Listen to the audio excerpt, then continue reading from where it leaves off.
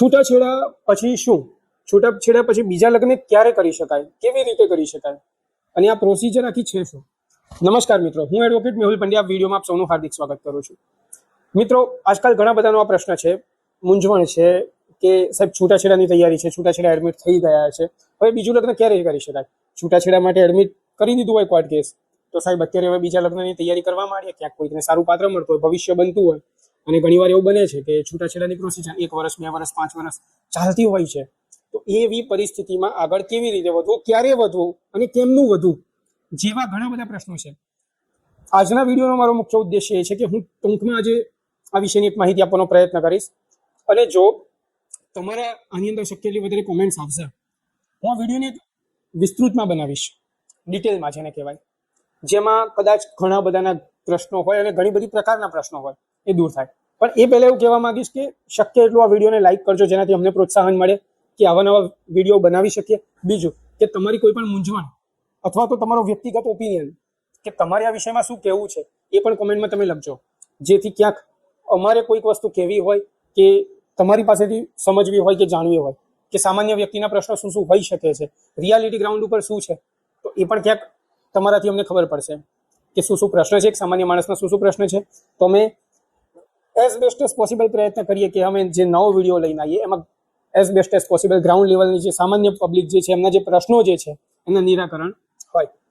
તો મિત્રો, સામાન્ય રીતે છૂટાછેડા જ્યારે ચાલતા હોય છે તો દરેકને આ પ્રશ્ન થઈ જાય કે ચલો ભાઈ હવે નવું પાત્ર શોધવાનું ચાલુ કરીએ, કેમ કે જે પણ દીકરો કે દીકરી હોય છે જેમના છૂટાછેડાની પ્રોસિજર ચાલતી હોય છે, એમના માતા પિતા એક અલગ પ્રકારના ટેન્શનમાં હોય છે. આ સર્વસામાન્ય વાત છે.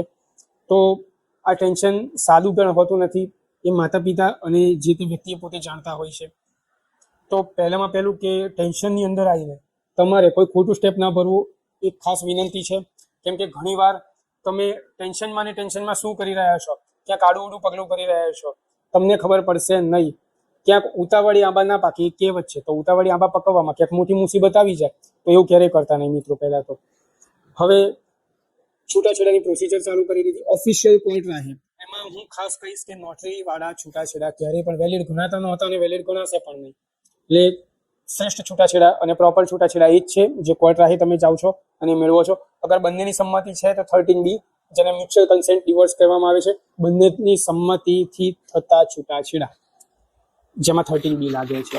અને એક જે છે જેમાં કોઈ એક વ્યક્તિની હા છે, કોઈ એક વ્યક્તિની ના છે, અને ઓવરઓલ છેલ્લે આ ડિસિઝન ક્યાંક છૂટાછેડા ઉપર આવી જાય છે.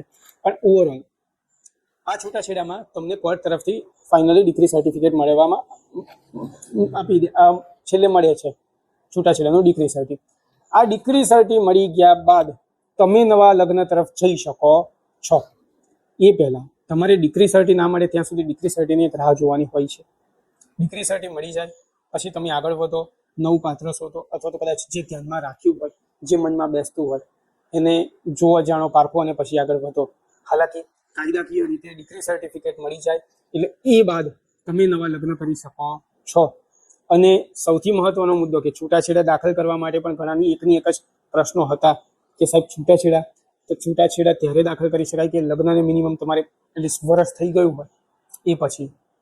એટલે આશા રાખું છું કે ઉપરના જે પ્રશ્નોના જે જવાબ જે છે એ આજે કદાચ હું ટૂંકમાં આપી શક્યો હોઈશ. તેમ છતાંય કદાચ તમને એવું લાગે કે ક્યાંક સેટિસ્ફાઈ રીતે હું કદાચ જવાબ નથી આપી શક્યો કે ક્યાંક તમારી મૂંઝવણ હજુ પણ બાકી છે, તો તમે કોમેન્ટ અવશ્યથી કરી શકો છો. તમારો કોઈ ઓપિનિયન હોય તો પણ તમે કહી શકો છો.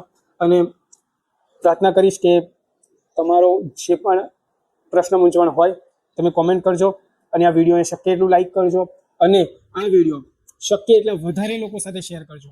કદાચ તમારા કામનો નથી પણ ક્યાંક કોઈકના કામનો હશે તો એના માટે આ વિડીયો ક્યાંક આશીર્વાદ સમય સાબિત થાય. આ સાથે વિડીયોને પૂર્ણ વિરામ આપું છું. જય હિન્દ, જય ભારત, જય સંવિધાન.